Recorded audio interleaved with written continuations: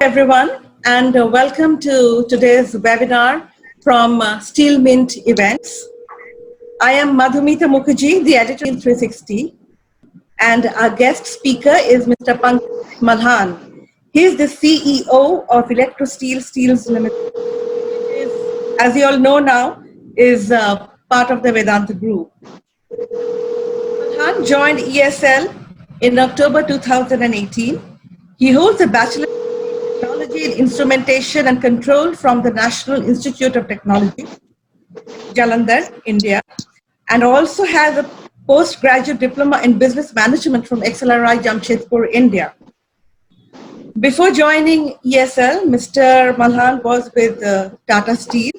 He was responsible for leading Tata Steel's capital expansion programs, and he has been associated with the Tata Group since the year 2000 and has held various senior management positions in Tata Steel, Tata BlueScope Limited, Tata Power, and prior to joining the Tata Group, he had worked with Indian Acoustics and Fisher Rosemount Limited. Welcome to you, sir, as a guest speaker at our webinar today. So our topic for today's webinar is prospects of long products against the COVID-19 onslaught. And my first question to you, sir, is to what extent have you kept your operations on against the backdrop of the pandemic? And did you need to close down any unit?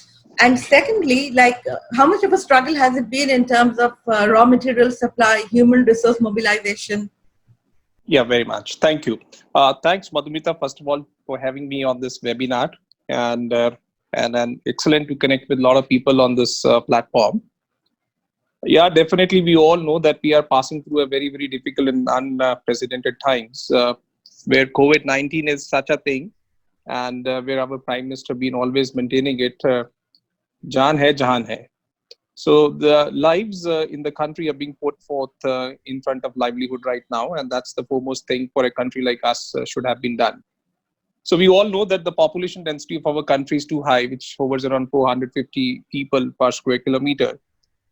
And I personally thank the government of India and the various state governments for taking this action proactively in terms of containing this COVID-19 scenarios. Now, coming back to the stuff which you just raised out in terms of what's happening to Electrosteel and how we are managing it, I think so. We've been running well. Of course, there were some kind of hiccups at the start when the lockdown was announced, and I am sure all of you know that steel industry falls under essential services as per ESMA. So blast furnaces and coke ovens have to run always, and we got 2 blast furnaces in Electrosteel. We did put down 1 blast furnace to ensure that physical distancing is maintained always. We also did some kind of restructuring in the way we were working before. So we phased out our people in a way that we have an adequate social distancing done for people. Our steel melting shop's been running there and then from day 1 of lockdown, and we find an opportunity which is existing in the export market to a great extent.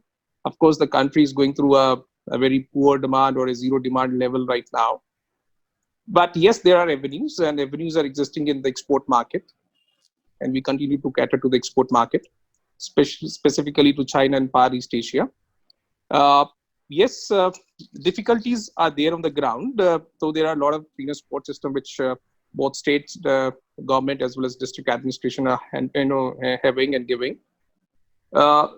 These are physical challenges or the ground realities are slightly difficult for the people who are actually there on the ground. Think of the transportation industry where the drivers, when the dhabas and all that industry has gone off because of the lockdown, and these poor guys are not able to get food even. So that there is an impact in terms of movement of the products, be it raw material or maybe the finished goods. But I think the way MHA has now come up with the guidelines, that's quite positive.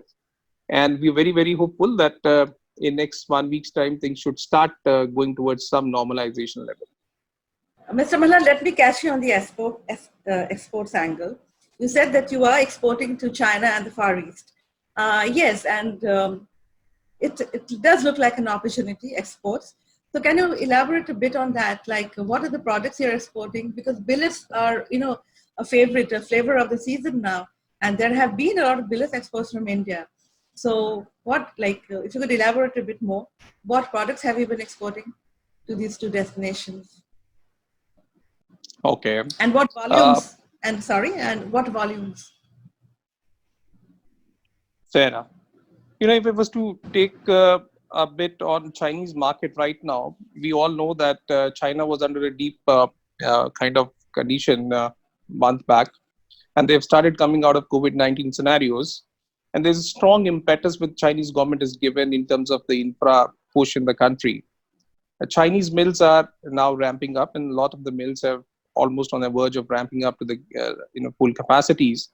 But because of the demand push, the inventory liquidation in China has gone quite ahead than expectations. So on normal, the numbers, if I really look back week on week basis, so the demand has been to the level of 7% roughly in the Chinese market. So their inventories, which they were holding before starting up, the depletion rate is quite high. So that's an opportunity where the Chinese companies are also looking to cater to the high demand in the Chinese market. And they are looking for, billets, and they are also sensing a opportunity where a lot of billets, a lot of long products, because of the construction and infra push in the country, there's a huge demand for the long products also. So long would essentially cover wire rods as well as rebars. But yes, Chinese mills are now sensing an opportunity where the world is looking towards China, and there is no market anywhere in the world. So they are also very selective about, being into the demand level for billets as of now. What we understand is there's a demand to the level of 2 million tons of billets in China for next 1.5 months time. And not only the Indian steel players, but also the worldwide mills are trying to cater to this kind of demand in China. And I personally think there's a good amount of window which is open in the Chinese market for next 1.5 to 2 months time for billets. Second, opportunities which are existing is in terms of rebars. If I really look back into the Chinese inventories, they were holding inventory to the level of around 27 million tons, which is almost the yearly demand of the Indian country. So, but the depletion rate's been pretty high. And in just 2 weeks, they have depleted almost 40 to 45% of the inventories in the rebars. That's another product segment where the demand is now coming up from the Chinese market. So we are hoping with these kind of demand levels, both from rebars as well as from billets, the third product portfolio, what I personally see is pig. So when they are ramping up their capacities in various mills, they are also looking for pig. And the pig demand, what we see would be hovering somewhere between 1 to 1.5 million ton in Chinese market. So that's the larger product segment. Of course, we all know the Chinese automobile segment has seen an 80% drop over last 1 year. So the demand in HRCs typically is not that great as compared to the long products. But going forward, we are very hopeful HRCs are also going to pick up in this market. Okay. Mr. Malan, we had seen that construction, infrastructure, real estate had come to a grinding halt. There are two parts to my question again. To what extent do you think, before that, let me ask you, when do you see a rebound in long products? Because it is only on the 15th that the Prime Minister gave guidelines on opening up, certain segments. So when do you see a rebound happening in the long products space? And secondly, to what extent, when demand starts going up, to what extent would long products have taken a hit because in terms of production, in terms of revenues, because of COVID-19? Madhumita, we all know that the lockdown 1.0 started from 24th of March. Yes. And that was a time when everything almost came to a halt in the country. So long products, typically we all know that moves largely into construction and real estate segment. And this accounts for almost 62% of the steel consumption also. The issues which have emerged out of lockdown 1.0 was one, the social stigma. Two, even the migrant laborers moving out of their places. where yes, there are challenges post lockdown 2 or post 15th April announcement of PM in terms of getting up to the level. But I'm very hopeful and confident that the way finance ministers come out with the first bailout package, which was more hovering around the lives of people to manage their lives first. And they've been very good efforts and steps which have been done by FM and the various state governments in terms of pushing money to the daily wage earners and then maybe to the lower strata of the society. We're very hopeful post this MHA guideline, FM would be coming up with a second package where the address to liquidity issue in the market would be taken care of very well. When I really talk back to my MSME segments, which really account for 70% of the workforce, and then look into their kind of demand levels to come back to operations, there are a couple of appeals which they've been making through various, bodies and societies, and the way government of India been considerate about their issues. And I'm very hopeful in package 2 announcement by FM, these issues would be addressed to a greater extent. And post lockdown 2.0, which is somewhere in 3rd of May, we are hopeful activities in the country would start up. But yes, it would take some time to go to the peak level where we were in start of March. Given the context, Q2 is typically a weak season for steel industry because construction almost comes to a slowdown. So Q3 onwards, we think demand coming up, maybe not to the level which we are seeing in March, but yes, to the level of around 75% what we actually saw in March. I'm very, very confident on Government of India, the kind of stimulus package they would be announcing going forward in next week. Are you expecting anything particular in the stimulus package for steel? If I was to put from our perspective, the very first step which we look at is how the government is going to address the issue of liquidity in the market. Right. I think we all know that large steel plants are still running to some extent, and they are running and not making money. So everybody got a pocket size, and they are making a hole in that pocket size as of now. So the issues are hovering with them in terms of cash conservation and liquidity. I think the very first step could be some kind of moratoriums which possibly should be coming up, which could be in terms of either in interest deferments or even working capital arrangements to be made. Banks have to play a big role over there. RBI has definitely taken a step forward a couple of days back, where they have actually reduced the repo rates and CRRs. That's a step forward, but the next level is banks coming up and doing that bit, and the money going into the hands of real players in the industry. Second, I think from a customer perspective and generating the demand in the country, Government of India has already started taking some action in terms of starting the rural economy. Rural economy in the country plays a big, massive role. So it's a harvest season, agriculture period right now. And with those relaxations coming up, and if the year turns out to be well from that segment and sector, I personally see with these two factors put together, there would be a demand which would be soon coming up in the country and may take around 4 to 6 months time to start delivering results on the ground. I'm moving a bit away from COVID-19. I'm focusing on the Orissa iron ore auctions. Now, did you get any kind of an impact on your business due to the mine lease expiries? And because, we saw the dynamics change a bit there, merchant miners were on the back foot, and, certain individual companies bought into a lot of mines to, bolster their raw material security. So if you could, throw some light on that. I think one of the most welcome steps which happened in these auctions where the prospective companies participated with a lot of enthusiasm in terms of bagging the mines. Some 19 mines were finalized during this auction process, and the bids which actually came were actually astounding bids. I must appreciate the kind of appetite these companies have demonstrated.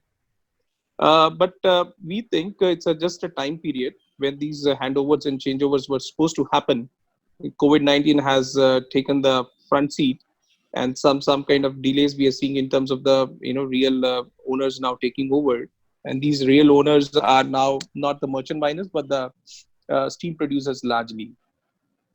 But on our side of the business, I think we were well protected with the inventories we were carrying this end of March, and we enjoy good relations with the merchant miners, and they are still live. And we think it should not be a big deal for our operations. We are not a big, large steel plant, of course not. It should not be a big problem for us continuing with our operations with the existing merchant miners who are already there on the ground. Coming back to ESL, you took charge in 2018. What changes did you bring within the company after you took over? I think it's been a long time that I took over this company. Of course, everybody knows that Vedanta took over this company through IBC process, and Yes. and I happened to lead this company right from scratch. So been a very, very interesting journey, and so we had our own set of successes and failures. So the good part was we could save so many jobs. So I take that pride that the teams came up very well, and we could save almost 10,000 jobs, direct, indirect, put together. And second thing, which happened was, what we brought to the system was a culture of performance improvement. And we also, started taking the teams into some kind of intelligent risk taking. And we found the teams were really, really hungry, and they had this thirst and hunger in them, and it was just about to be exploited. The teams had seen a very, very low time, and they took that challenge very well. And I think we turned around this company in a very, very record time, and with the thumping numbers. That was way back in FY19 itself. We all know FY20 being a very, very bad year for the steel industry as a whole, where the demand had dipped, prices had dipped for the larger part of the year. H2 being very, very bad. Prices had seen some kind of correction to the level of 18 to 22% across the various product categories.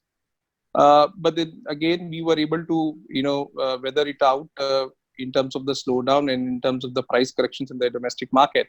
And we've been outrightly a Indian market oriented company, and we still take a pride. But yes, this is just a makeshift arrangement that we have done just to remain afloat during this COVID-19 times.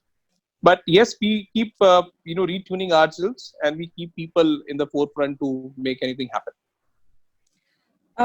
Mr. Malan, what is the volume that you are looking to end FY20 with, and what is the volume that you're looking at in FY21? Okay, on a volume perspective, when we took over Electrosteel, we were almost a shade below 1 million ton. We ended up FY19 around maybe a 17% jump YOY basis. Okay. Then again, we were able to do some 9% YOY change in FY20. And that despite, the various issues which we saw in the entire year. Maybe the last part of the month was hit badly by COVID-19, right, and H2 was hit badly because of the demand and the price level.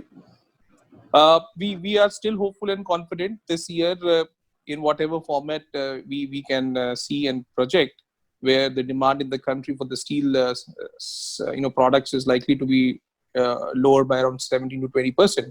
That's what the forecast says. But we are very hopeful to do betterment in terms of our volumes, and we are expecting almost 10 to 12% YOY basis growth in terms of volume coming up this year also. Right. And going forward, what do you feel about the pricing, consumption and pricing aspects in the steel industry? Madhumita, I just touched upon the consumption side, where the data which right now states there could be a drop of consumption to the level of 70 to 20% in the country in FY21, and that would largely be coming because of H1 issues. H2 may be seeing some kind of relaxations coming up in the demand side, and with a lot of stimulus packages which we are hoping Government of India should be coming up with. To give you a small data, we all know the kind of real estate challenges we have right now.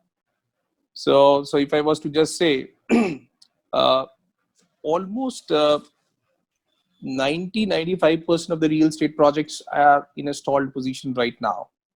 So which means almost 520 large, recognized real estate projects all across the country are in a, stalled position right now. And this largely is driven by the kind of, funds these developers need. Now, there was some kind of relief package which was given by Government of India, especially if FM announced some 25,000 crores of investment somewhere in January to revive the real estate sector. Uh, that was about to come up in the sector, but then somewhere again we have lost that momentum. But we are very, very hopeful post H2 these revivals would start hitting the ground in the right way, and there would be a lot of infra, project push which would be coming. And government is very, very clear about the kind of stimulus package is needed in this country to revive the demand. On price side, whatever demand would be, we see the current level, the domestic markets are yet to open. But since China is over there, and Chinese mills are running even right now. But in last 3 to 4 months data, if I really look back, there is a correction of around 20 to 24% prices in prices in the Chinese market. So that talks about the kind of impact which has come up because of COVID-19 in the international market. So let's see how the Indian market reacts to that when we start up. But yes, prices could be under pressure going forward in India also. What do you feel about the global market, like post-pandemic, where do you see the global market, global consumption, global demand going? Okay. Would you see a spurt in demand, or would it take time for demand to, sort of gain ground? I personally see post COVID-19, since the entire globe is reeling under this pressure, and all the large, big, small economies, they are very, very mindful in terms of reviving back, because it's not the question of lives, but it's also a big question in terms of livelihood right now, which some of the countries have already come across, and others are going to catch up with the livelihood aspect. Uh, I think the world needs almost $5 trillion to be pumped in as fast as possible, which is almost double the size of the Indian economy. Uh, but we should also remember what happened to the Japanese, Japan economy way back after World War II. And when entire Japan was under shambles, they came back as one of the most formidable economies in just 3 decades. But that was a single small country which came up that formidable way. But now, since the entire economies are connected, and they are very, very mindful of this, and all the economists and advisors to the various country governments are supporting the respective governments in the right way to pump in stimulus packages. I am very hopeful demand in the world would come up fast, and faster than uh, post 2008 scenario, where if I was to just give you a small data, it took us 120 days to realize what happened in 2008. That was the depression that the world saw. It just took us 20 days to get to the same level. Right. So it's almost 1/6 of that time frame that we've taken to go take the entire world economy to the same level. But yes, it's a deeper than the 2008 scenario. Going forward, I'm hopeful the economies would be coming up very fast, and it would take us 6 to 12 months time to get back to the normal in the entire globe. Okay. And uh, what has Electro Steels done to fight the COVID-19 pandemic? Did you all undertake uh, any special measures? Right. I think a lot of steps have been taken in the unit, because everybody knows large steel companies deploy a lot of people, and largely the workforce is outsourced in a large steel companies. We Number one, we downsized our people from an operation perspective and asked the balance guys to operate from home, to just improve the social distancing or the physical distancing of the people. Locationally, we are just around 20-25 kilometers away from Bokaro, and deploy buses to fly our employees from the town to the plant. So we increased the number of buses, number one, and number two, decrease the load level and asked almost 50% of the workforce to operate from home. Second, was important was the hygiene factors, which we started taking care right from the buses which were being deployed and the personal vehicles which people were coming in.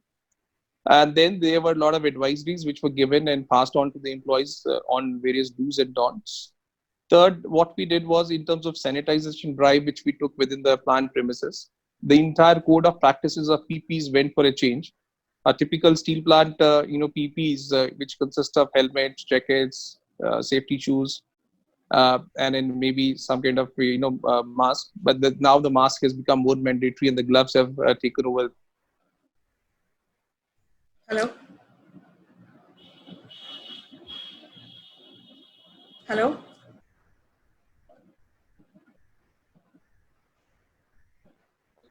Personal hand sanitizing given to each and every employee, which is who's gunners for scanning the health of the employees coming to the premises. Then we also have some kind of special drive which we have taken in terms of the food that we serve in the canteens. So that was another aspect which we touched on. So whole net when our workforce is roughly around 40% of a normal day workforce, we've been taking all these actions to make their well-being as the foremost stuff for us. Right. And lastly, do you think India's steel dream is intact? I'm a very optimistic guy, and I still believe India dream is something to be here to stay. Yes, we have seen a setback in this year, but if we really look back into 2018, where the growth rate in the country for steel products was hovering around 8.8%, and in 2019 we did see a dip, and the dip was to the level of 4 to 4.5%. This year, yes, the consumption may still be coming down to a level of 2 to 2.5% in the country. But I'm very hopeful, and the kind of force government of India is putting behind the growth rates of each and every segment and industry in the country. 10 years is a long period, and we can think we can still catch up with the dream which we have kept ourselves of reaching to 300 million tons of steel. I'm very, very optimistic about this. Okay. Mr. Malan, we have a lot of attendees and some of them have a few questions for you. One question is from Mr. Amit Dixit. He wants to know at what level of utilization you are operating now, what amount of demand destruction you see in H1 FY20. I think if I was to share it with Amit, we are already operating at around 60 to 65% of the capacity. Yes, our VAP mix or the product portfolio has seen a change, but on a blast furnace level, we are operating to this level. Yes, in terms of demand, we just touched upon, I see erosion of demand in the country to the level of 17 to 20%. But towards the later part of the calendar year, we are quite hopeful there would be a lot of catch up happening on this demand erosion level. And Q3 and Q4 should be a good quarters for the steel industry as a whole.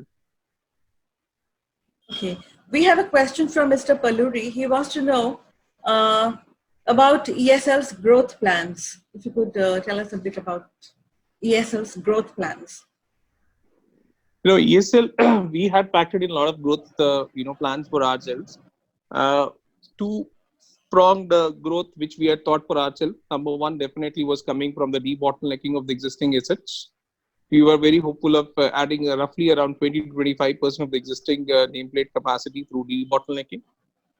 And second was in terms of the larger capex, which we had gone quite ahead in terms of our planning and execution even. We were almost on the verge of getting across a partner and starting the project when COVID-19 took a backseat and made us to take a backseat, rather I would say, because a lot of Chinese guys were not able to travel during this period. And then once China did come out of that, the entire world is now reeling under that pressure. So I need to wait for my growth capex now. So I'm not very sure about how longer this impact in the world would be for the larger growth, capex. Mr. Udakiran Paluri also wants to know how much is ESL exporting to China right now, and what are the products? So I just touched upon the market in the Yes, Chinese yeah. is largely hovering around billets, and we also planning to do whatever capacities we have to get across to that market. Maybe around 100 KT levels is something which we would be looking in a month's time. You'll also do a lot of DI pipes. So what about these products, and what about pig iron? Are you looking at these angles as well? See, in DI, we never been an exporter of pipes since we took over. Yes, but And now, since the domestic market is not doing too well, I mean, the reason why I'm asking is the domestic market is not doing too well. So could you be exploring export markets for DI pipes? no, I personally will not be very keen to explore export markets for DI because it's a temporary phase. What we personally see for DI industry as a whole. Uh, when I talk back to my customers, big large contractors, they are very confident of getting the steam back in the DI industry, and the large contractors like L&Ts or Gammons and maybe Megas and everybody, they're very hopeful of seeing the demand because these orders largely are to do with the sanitation and drinking water system. So post COVID-19, Right. the country would need this pretty fast. Right. And government's focus on these segments would be very high, and these all Right. projects are largely driven by the various state governments of the Union of India. Right. So we personally think the fund allocation to these projects would always be very high, and I don't think that in a short term we should be looking towards export market. Right. You had plans of doubling your capacity at Bokaro, setting up another plant, I think. So what is the status of that? I touched upon that, Madhumita, just now, that this is somewhere we were going very in a big way for our growth project for doubling the capacity. Yes, there were some setbacks when the Chinese Chinese market was hit by COVID-19. We had some kind of delays over there, and then the world was hit, and now India is hit badly. So it has taken a bad backseat right now, and we are also right now in terms of business continuity plans. Right. So we are hoping the world to settle out with the COVID-19 scenarios, and then we would start having a fresh relook onto our capex. Okay, so your expansion plans are on the back burner at present, if I may say so. No, I am just waiting for the right time to start it again. So I need Right. to have teams to work on that, and when the countries and my prospective partners are not able to come for meetings, and it's very difficult for us to Right. start anything now. Right. There's Avinash Tori with a question like, what guidance do you have for the secondary steel producers? For secondary steel producers, if I really look into the segment where we are, typically the rebars, we all know that 2/3 of the market is normally driven by the secondary steel producers. But yes, currently, as far as my information goes, all the big markets for secondary steel producers, they're all down right now. And they also have their kind of issues in terms of their fixed cost being quite high. Right. And most of the units are yet to start. But yes, there is a possibility of some revival packages coming for these segments, which could be, reduction, leading to reduction of their fixed cost. Typically, with the maximum demand power charges getting waived off for a while, of course, Right. and maybe some kind of moratoriums coming up in terms of their interests. I'm very hopeful some kind of input taxation rebates would also be coming up in the country. Yes, thermal coal has been already been waived off by around 400 rupees a ton, GST cess basis. Same should be coming to the steel sector, which is largely doing with the coking coal side. Yes, there could be some relaxations which would be coming up in terms of the GST, deferment. Right. Hello. Can you? Things, Hello. Can you hear me? very hopeful from next month. Hello. Yeah, Madhumita, Yeah, okay. I can hear you. Actually, I lost you for some time. We have a question from Vikas Bhartiya. He wants to know whether this pandemic will put India in a position to become a major exporter of steel in the world. I personally don't think so, because the Indian story is big and large, and we are a large nation where this is a temporary effect of this pandemic, where there is a lockdown, and I do respect this lockdown. But the demand in the country is too big to be neglected. Yes, we are very hopeful the demand in the country should start coming up maybe somewhere around Q3 start. And once that happen, I think the Indian players would be looking back into the country only. It's a temporary phenomena where the larger steel players have gone out of the country, and we happen to be the next exporter. But this window would be largely open with the Chinese guys for next 2 to 3 months max. By the time their own mills would be coming up in the right way. Right. Rupak Agarwal wants to know what is the outlook for 2021 in terms of steel demand. Will domestic demand increase after COVID-19, or Indian industries rely more on exports? But I think you have already answered that question. Would you like to say something more on that? No, I would only say that, if I was to add to this, construction, which we all know hovers around or caters to around two-thirds of the steel industry demand. Right. This segment, especially the infra one, would be coming much faster than the real estate. That's what we are looking at. Right. And if I was to divide this segment forward into maybe a retail and a project segment, right. We are hopeful the project segment with the large players all around would be intact. Retail, we are very hopeful with the way MHA guidelines have come up for the agriculture setup. If that went on well, I think retail should be catching up with around 80 to 85% the demand levels which we saw start of March. Right. Sekhar, AP wants to know your views on price stability post COVID-19. So price stability, I think something which all of us are going to watch very, very closely. And we all know this is going to be a function of demand in the raw material cost level. So it would be interesting to see how the raw material cost scenarios pan out in next 2 to 3 months time. And also the level of demand, coming back. So with these two functions, the prices stabilities maybe from the March levels, what I would say would take us around maybe 10 to 12 months to get back to the same price levels. We have a question from Mr. Ashish Agarwal. He wants to know what would be the inventory levels post lockdown?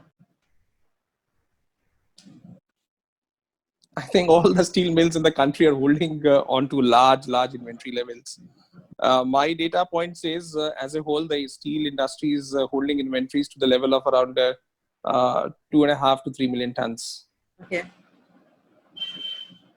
And would you like to share your inventory levels with us? We are a small place, so we don't add to those numbers in a big way. Anyway, I think we've come to the end of the session. Thank you so much, Mr. Malan, for giving us your valuable time. Thank you, attendees, for giving us your valuable time. And hope it was a very informative webinar for each one of you. We wish you and everyone at ESL and the Vedanta Group, Mr. Malan, the very best in terms of business, in terms of health and safety in these trying times. And thank you to all of you once again. Keep watching the space because we will be having a series of webinars and podcasts. So look out for this space. Thank you so much. Goodbye, everyone. Thank you, Madhumita, and thanks all the viewers. Nice being over here. Thank you. Thank you very much. Thank you.